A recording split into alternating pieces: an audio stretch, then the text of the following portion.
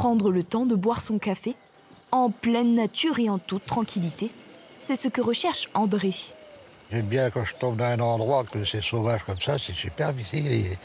C'est vrai, la Provence, c'est superbe. La vallée de Valençol, la Valençal, c'est magnifique. Les vacanciers peuvent installer leur propre matériel. C'est pourquoi ces emplacements sont appréciés. Mais en trouver relève parfois du défi. Nous sommes un peu encombrants avec la remorque et la voiture. C'est difficile pour nous de trouver des emplacements suffisamment grands pour nous.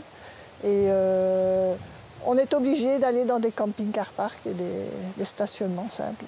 Ici, 85% des emplacements sont dédiés au camping classique, tentes, camping-car ou van aménagés.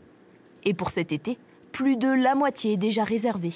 Nous, on arrive difficilement à répondre à la demande parce qu'on doit refuser énormément de monde au cœur de la saison. Ça peut durer 4 à 6 semaines. Là, je pense qu'on sera plus sur 6 à 8 semaines de complet, d'affilée sur les emplacements. Donc, il y a vraiment cette demande.